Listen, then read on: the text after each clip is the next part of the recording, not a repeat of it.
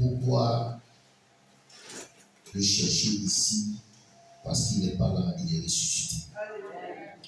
L'ange a dit aux gens, pourquoi vous êtes venus me chercher ici? Voilà là où il était couché, mais il est là. Ah, il est ressuscité. Et Apocalypse 18, verset 18, il dit, lui-même maintenant il parle, il dit, j'étais mort, mais je suis vivant aussi possible. Donc, l'Église doit savoir où chercher Jésus. Si vous allez le chercher au mauvais endroit, vous ne le trouverez pas. Parce qu'il n'est pas dans la tombe. Il n'est pas un Dieu de l'histoire. Il n'est pas un Dieu mort. Il vit au ciel des siècles. Il détient les clés de la mort et du séjour de mort. Dans la brochure, le lever du soleil, Frère Branham dit, à 5 heures ce matin, mon petit ami à la poitrine rouge s'est arrêté à ma fenêtre et il m'a réveillé. On aurait dit que son petit cœur était débordant, qu'il disait, il est ressuscité. J'ai toujours considéré ce petit oiseau comme mon ami, parce que je l'aime bien. Gloire soit rendue à Dieu.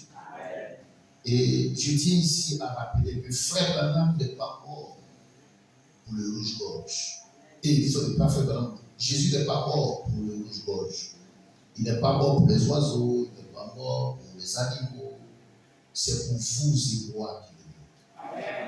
Et si les animaux, pour ceux qui n'est même pas mort, peuvent témoigner de sa résurrection, le rouge-gorge peut venir vers Frère Branham pour témoigner de la résurrection du Seigneur Jésus. Que ferons-nous les conseillers?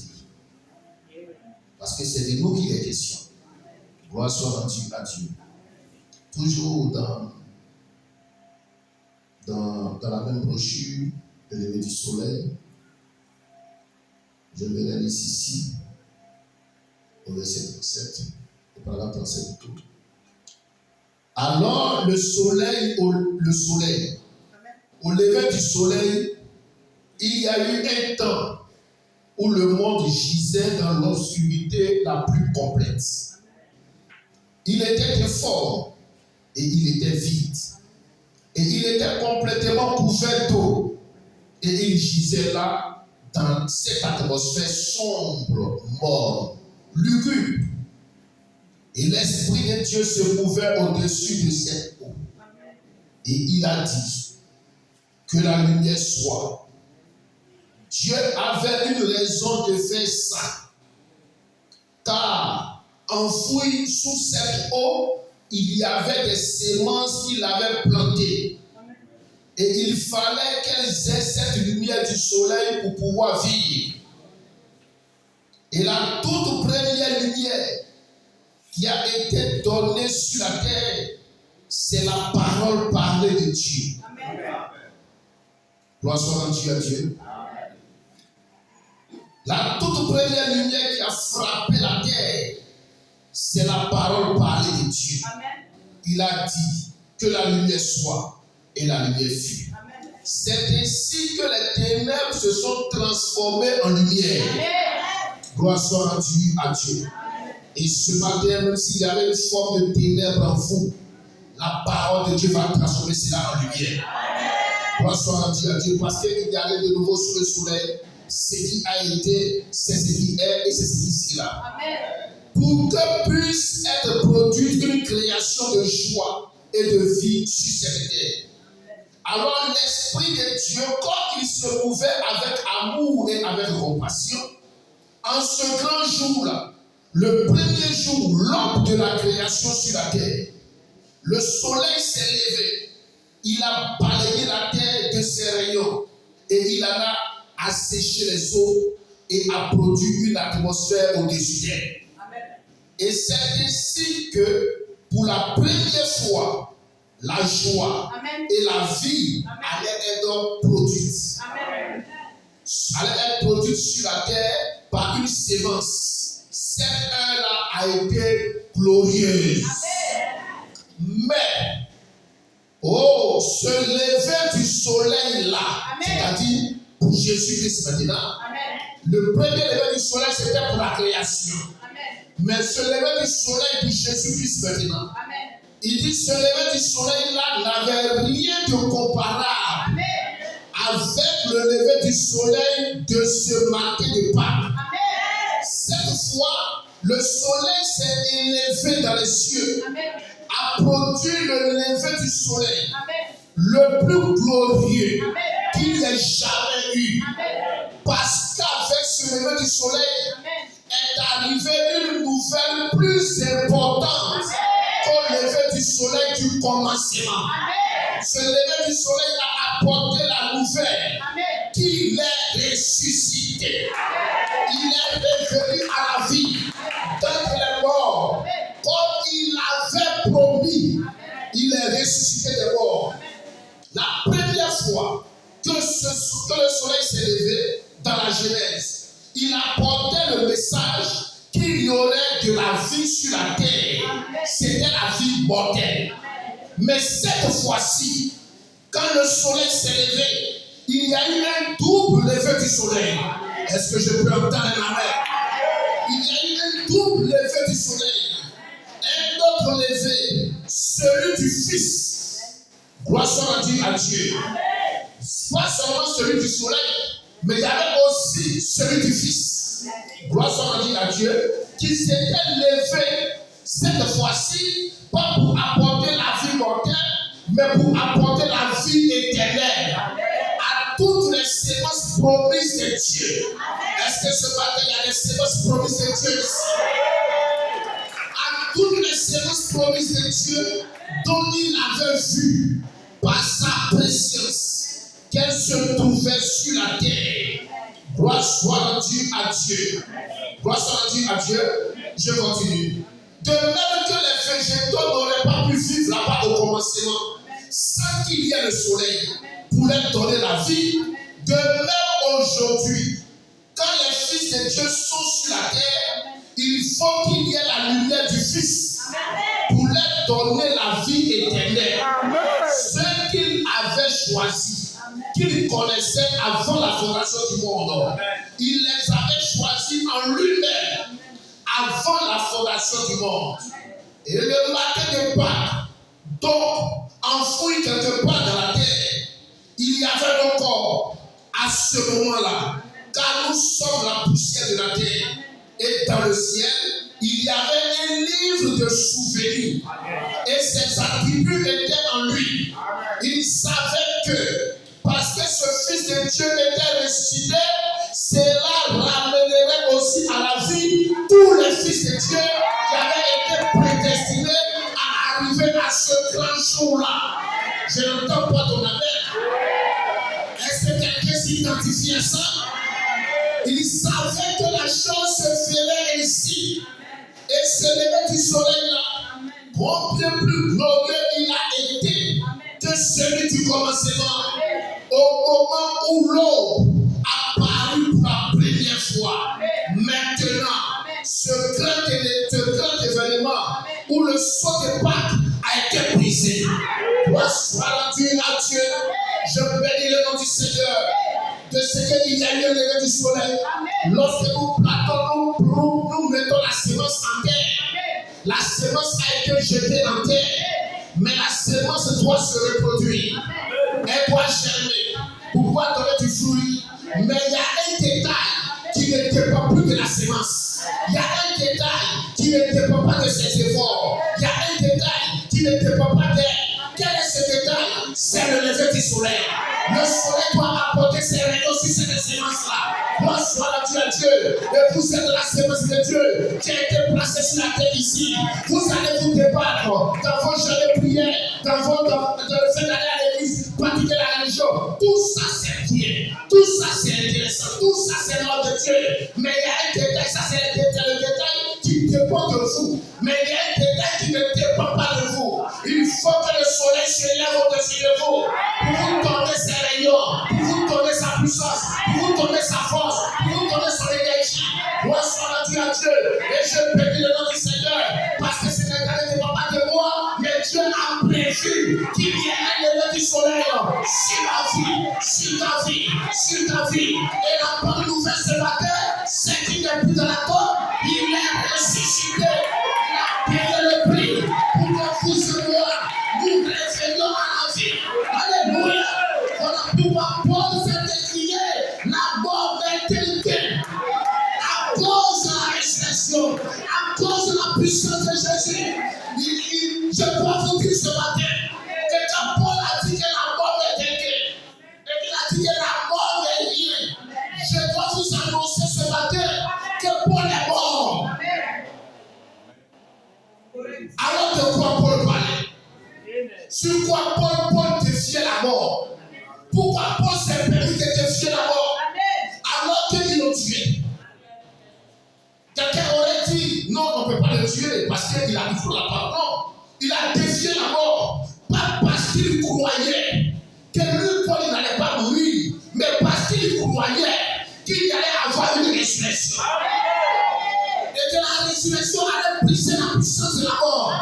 Paul savait ça. Et ce matin, est-ce que lui épouse ou sait cela? Que la résurrection brise la puissance de la mort. C'est votre être, c'est votre vie. Voilà pourquoi si nous sommes rassemblés ce matin ici, on ne peut que dire merci à Jésus. Merci Seigneur. Merci pour ton sacrifice. Merci pour ta réunion. Merci pour la puissance. Merci pour ce que tu as fait sur moi. Aujourd'hui, je n'étais pas hier, mais ce matin, je suis plein de force, plein de puissance. Parce que les rayons du soleil, les rayons de Jésus, les rayons de sa puissance sont descendus sur ma vie, sur mon être. Aucun démon de l'enfer ne peut nous amener à ignorer ça. Ma force se trouve là. Ta force se trouve là. Il a payé le prix. Regardez, regardez la puissance de la résurrection. Un jour, il y avait un homme appelé Job. Et Job était meurtri. Un innocent qui avait perdu tous ses biens. Il avait perdu ses enfants. Même sa femme était sur le point de le réunir. Même ses meilleurs amis avaient dû arrêter de lui. Et un jour, il a une conversation avec Dieu. Dieu ne vient pas pour le restaurer. Dieu ne vient pas pour le restaurer. Dieu est venu pour converser avec lui. Et toi, tu penses que Dieu va venir pour changer toute ta situation. Il n'a pas ce temps. La situation doit changer par toi, pas par Dieu. Dieu est venu converser avec les gens. Il est venu sur la forme des tourbillons, ils ont conversé, ils ont posé, ils ont échangé. Il a posé des questions, ils ont parlé. Ils ont fini de parler et puis Dieu est retourné. Il a laissé Job dans sa condition. Dieu, le Dieu tout-puissant, n'a pas levé le petit doigt pour changer la situation de Job. Mais après la conversation que Job et l'Éternel ont eue, puisque Job était une sémence, tout ce dont Job avait besoin, c'était d'avoir les rayons du soleil. Dieu savait ça. Donc Dieu a dit, j'irai le rencontrer, je lui apporterai des rayons sur sa sémence. Et quand ils ont échangé, c'est les rayons du soleil qui ont frappé la sémence vie qui était en Job. Alors Job s'est retiré, il a commencé à penser. Mais qu'est-ce que notre entretien voulait dire? Il a analysé et la sémence a commencé à germer.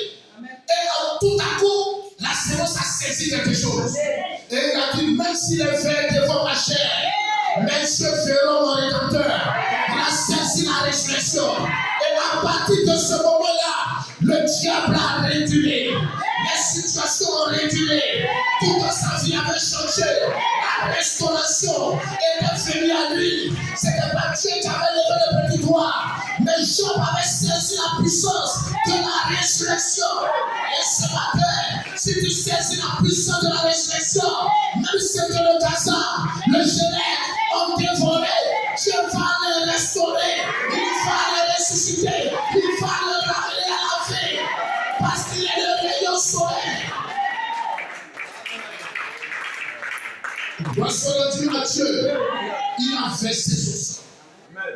Qui pouvait faire ça? Mon père biologique ne pouvait pas faire ça. Ma propre mère qui m'a mis sur mon lit ne pouvait pas faire ça.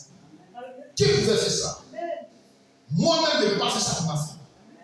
Et je sais qu'elle ne sait pas faire ça pour moi. Mais quelqu'un m'a tellement aimé. Moi, le plus raté de la terre. Il m'a tellement aimé. Et il dit, je vais le changer. Je vais l'appeler. Je vais le restaurer. Nous qui n'étions rien. Qui est aussi aujourd'hui, Jésus n'était pas là. Dieu seul sait où on serait ce matin. Mais il n'a plus à Dieu de changer nos désirs, de changer nos visions. Et parfois, nous-mêmes, on ne se reconnaît plus. N'est-ce pas la grâce de Dieu? N'est-ce pas la puissance rédemptrice qui a frappé la sémence à l'intérieur de nous pour nous transformer de gloire en gloire? Et ce matin, se lever du soleil, je veux vous le dire ce matin, elle n'est pas seulement pour Jésus-Christ. Elle est aussi pour moi. Elle est aussi pour toi. Elle sémence ce matin qui revient à la vie. Elle sémence ce matin qui revient à la vie. Sois rendu à Dieu. Sois rendu à Dieu. Nous revenons à la vie. Regardez ce qui s'est passé dans les dîners. Veuillez vous asseoir. Qu'est-ce qui s'est passé? Jésus était mort. Il n'y avait plus d'espoir. Jusqu'à même sur le chemin de Emmaüs, il a croisé deux disciples. Et ils étaient en train de parler. Et Jésus a fait semblant de les questionner. Mais qu'est-ce qui se passe? Ils ont dit à Jésus, tu es le seul à Jérusalem ici qui ne sait pas ce qui se passe. Il dit, de quoi il est question? Ils disent, il y avait un homme de Dieu puissant appelé Jésus-Christ. Nous avons espéré que sa venue allait changer tout. Mais je dois te dire que ça fait 3 jours que maintenant il est parti et il y a rien. Amen. Et Jésus a commencé à échanger avec eux. Amen. Il a parlé avec eux. Mais vous savez, l'homme voit la fin, mais l'homme ne voit pas le travail qu'il devait faire. Amen. Jésus pouvait même ressusciter le même jour. Il n'avait pas besoin d'attendre 3 jours, c'est rien. Mais il devait faire un travail là. Il y a un travail qu'il devait faire. Et le travail là, ça devait prendre du temps. Amen. Quel était ce travail? Alors que les gens pleuraient, les gens étaient en train de se morfondre. Lui, il avait un travail à faire.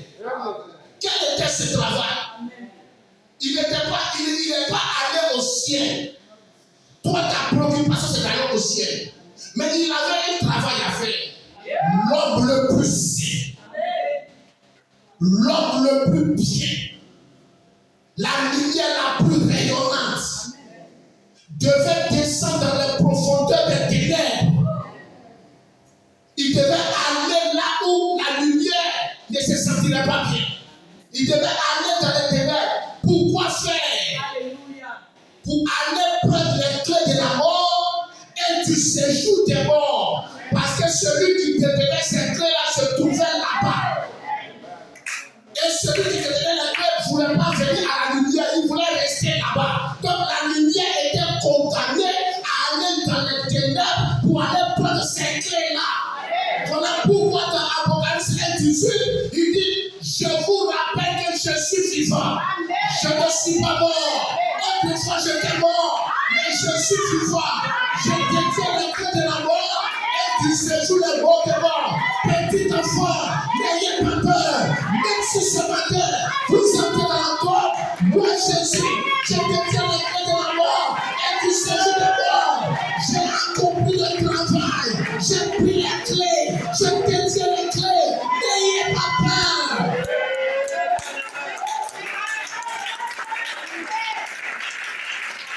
Voici le cadeau. C'est là que donne de l'assurance. C'est ça qui a donné de l'assurance à Paul. Qui a dit, mais mort, où est ta victoire? Mort, où est ton aiguillon? Si nous avons reçu le même esprit qui était en Jésus, si nous avons reçu le même esprit qui était en Paul, pourquoi aujourd'hui un chrétien, quand il entend la voix, il tremble comme ça. Et je ne vais pas mourir. Même quand tu dis, tu as mourir, tu touches du bois, touche du bois. Quelle voix? Question, c'est ça.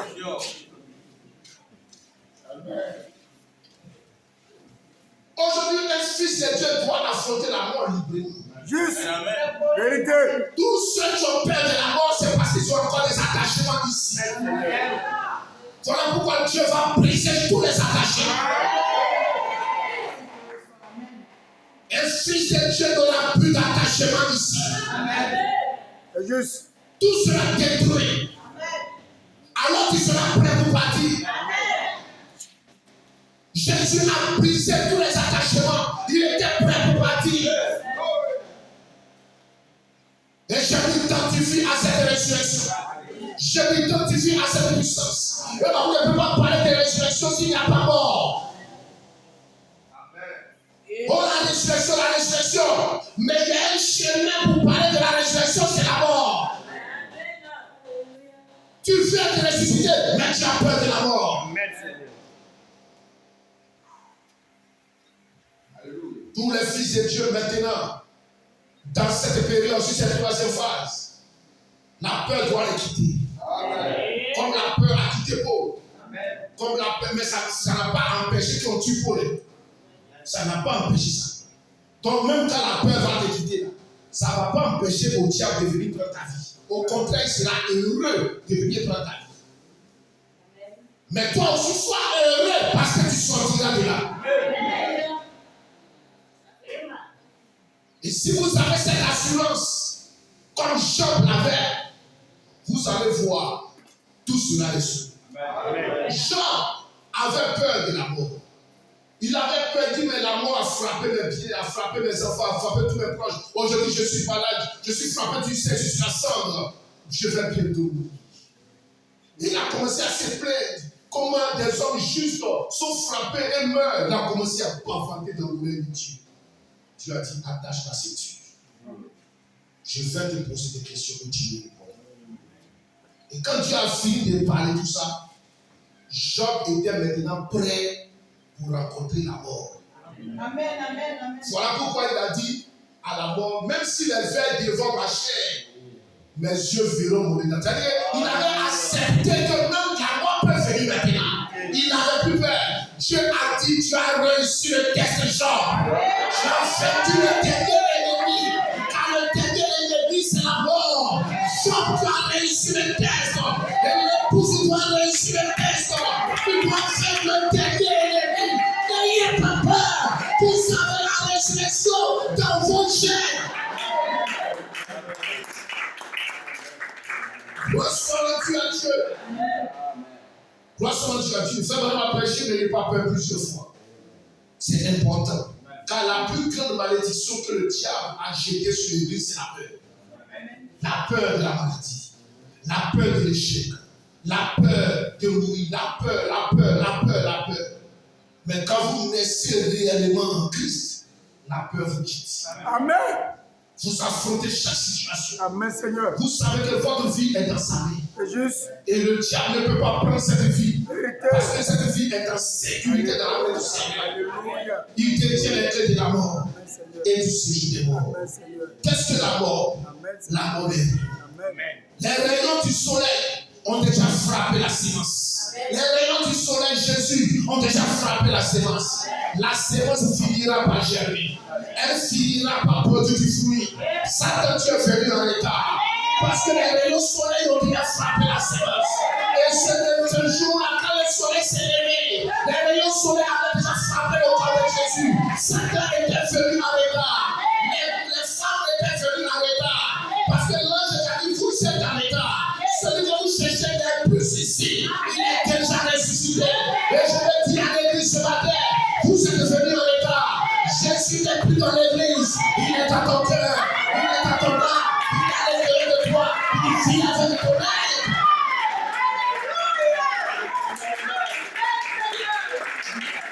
Ne le cherchez plus dans cette bouchon. Ne le cherchez plus dans l'église. Il est dans votre cœur.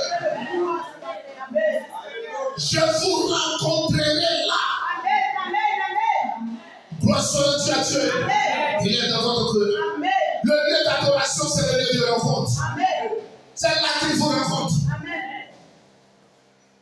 Que le nom du Seigneur soit béni. Je veux dire ce matin, le Seigneur a venu vous asseoir.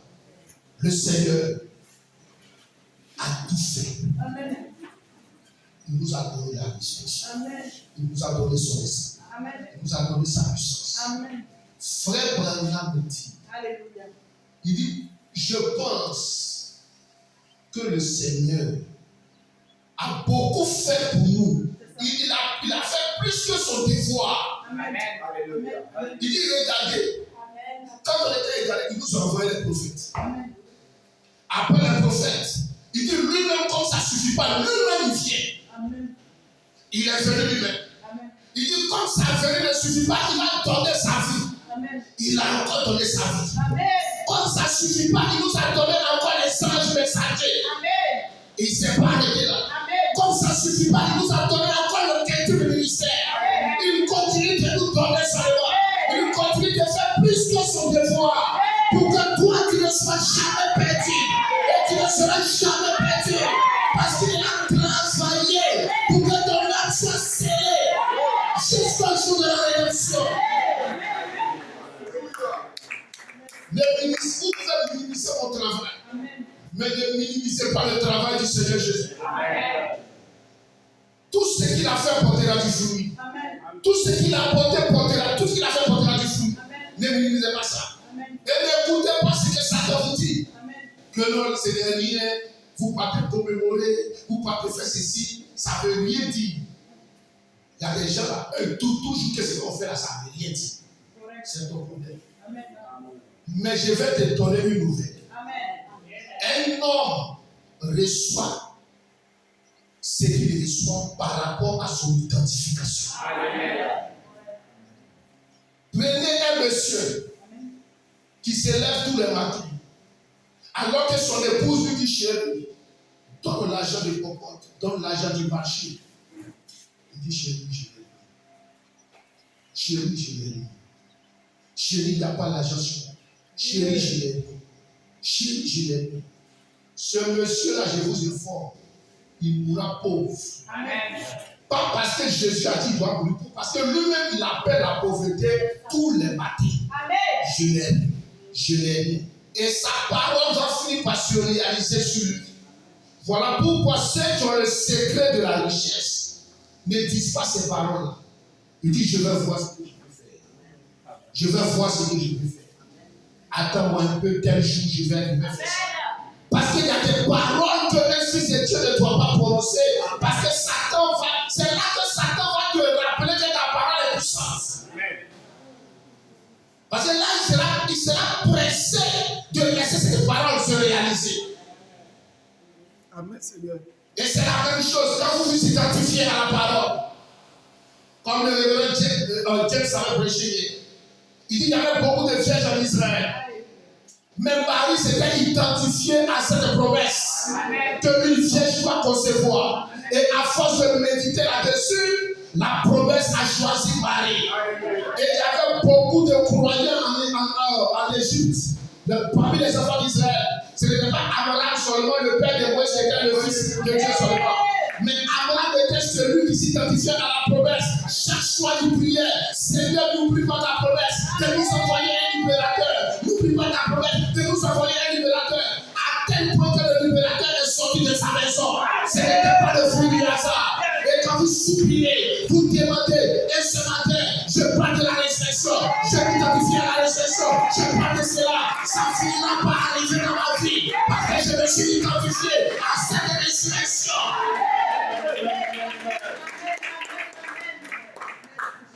Gloire soit rendue à Dieu. Tous ceux de la Bible, par qui les promesses se sont réalisées, c'est parce qu'eux-mêmes se sont identifiés à ça. Dieu voulait quelqu'un qui allait le faire sortir de l'histoire. Il a regardé les enfants d'Israël en esclavage, dans la main des mendianites. Mais écoutez, quand Gédéon a dit, lui, il est fatigué, qu'on lui raconte tous les jours que non, il y a un Dieu qui a fondu la mer rouge. Il dit, pourquoi Gédéon, je ne l'ai pas là-bas? Amen. On dit, il a fondu la mer rouge, il a enlevé la manne du ciel, il a enlevé les oiseaux caïdos par là, on mangeait. Il dit, ça ne m'intéresse pas. Je n'ai pas connu le goût du lama. Je n'ai Alléluia. pas connu le goût des oiseaux cailles. Amen. Mais ce qui est vrai, c'est que présentement, là, les Madianites sont sur nous. Amen. Ça, c'est ce que je vois. Amen. Donc, si ce Dieu-là, Amen. il n'est pas mort, Amen. s'il n'est pas un Dieu du passé, Amen. et qu'il est encore le même hier, Amen. aujourd'hui, Amen. et pour toujours, Amen. je veux voir sa gloire maintenant. Et Dieu n'est pas venu faire quelqu'un d'autre, c'est vers Gédéon qu'il est venu. Bonsoir à Dieu, parce que Gédéon cherchait quelque chose, et ce matin tu cherches quelque chose. Alors les gens se promènent, ils s'en foutent de la résurrection, mais toi, tu as un regard sur la résurrection. Tu t'identifies à la résurrection, et quelque chose va se passer avec toi.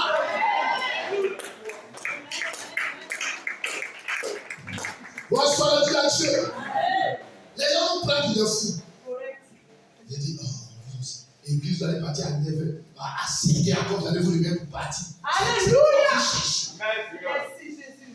Il y a toujours des gens comme ça sur la terre. Mais nous, on s'en fout. Alléluia. Il faut attendre à la fin de l'histoire. Tu vas voir ce que nous on cherche. Il y a une profondeur en nous. Tu as une autre profondeur. Et il doit avoir une autre profondeur pour répondre à cette profondeur. Donc je ne suis pas les autres. Job n'était pas les autres. Et toi, tu n'es pas les autres. David n'était pas les autres. Samson n'était pas les autres. Jésus n'était pas les autres. Et l'épouse ne sera pas les autres. Marie n'était pas les autres. Il y a une promesse qui s'avancera pour cette promesse. Regardez, ils étaient sortis 2 millions depuis l'Égypte. Mais pourquoi c'est Josué et Caleb qui sont restés? Pourquoi? C'est sûr. Parce que Dieu, Moïse les a envoyés en espionnage. Il dit, allez, voici la résurrection est vraie. Alléluia. On parle de la résurrection. Allez voir si c'est vrai. Ils sont partis 12. Chaque personne par tribu. Ils reviennent. Les gens pensent qu'avec les dieux, là, c'est la majorité qui compte. Ici, là, c'est la minorité qui compte. Ils étaient 12. Les 10 sont venus, ils ont dit à Moïse, la résurrection. Nous, on est partis là, c'est autre chose qu'on a vu. On a vu trop de problèmes. Trop de problèmes, il y a trop de philosophie, il y a trop de réalités sur la terre. Josué et Caleb ont dit, Moïse, nous, on est partis, on a envoyé l'évidence du pays. Voici le lait et le miel. Moïse demande à Josué et Caleb. Les 10 autres m'ont dit qu'il y a des géants. Vous n'avez pas vu les géants? Où on est passé là, on n'a pas vu les géants. Nous, on a vu seulement le lait et le miel. Oh, frère Kodo, restez là-bas, la mort, il n'y a pas de soucis. Moi, je n'ai pas vu la mort. J'ai vu la résurrection de la vie éternelle. Je n'ai pas vu le problème, je n'ai pas vu le diable. J'ai vu la résurrection et la puissance du Seigneur soleil sur ma vie. Voilà ce que j'ai fait. Et parmi les 2 millions de personnes qui sont venues de l'Égypte, c'est que Josué et Caleb seuls qui ont vu la terre promise. Pourquoi? Parce que quand ils avaient cru ça, ils s'étaient identifiés à ça. Les autres ne sont pas identifiés. Tant Dieu a dit qu'ils étaient juifs, mais ils ne méritaient pas d'y entrer. Tu apprends des chrétiens, tu apprends de du message. Tant que tu ne t'identifies pas à ces paroles, tu ne mérites pas d'y entrer.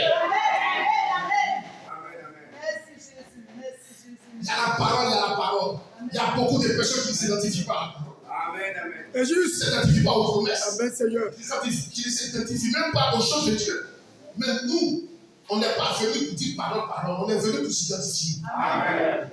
On est venu pour faire des salles de promesses. On est venu pour saisir la chose comme Josué et Caleb.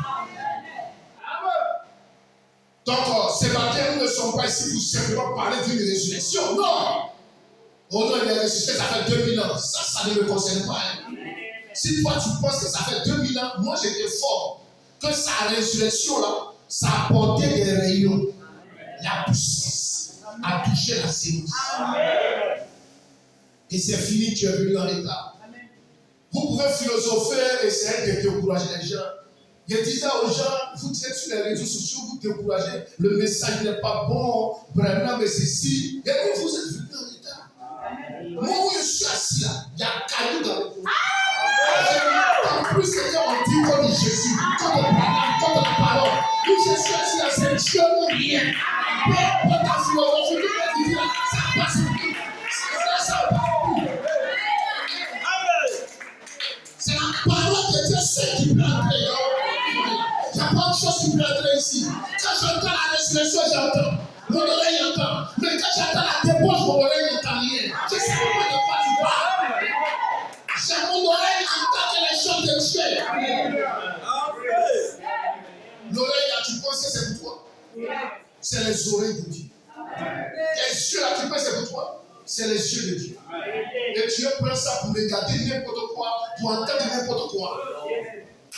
Et contre les promesses de la parole. C'est pour ça que le monde est. Je disais comme ça que même si on veut décourager tout le monde, mais en tout cas, ça ne sera pas bon. Moi, cette résurrection, je suis accro à ça.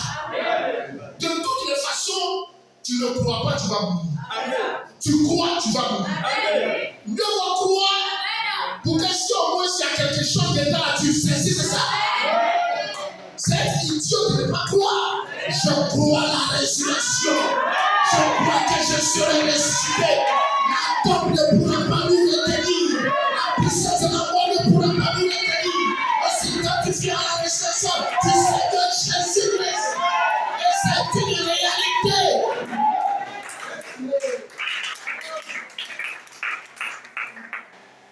Gloire soit rendue à Dieu. Et quand il y a les gens comme ça qui sont toqués de cette manière, Satan sait qu'il a troublé. Veuillez vous asseoir.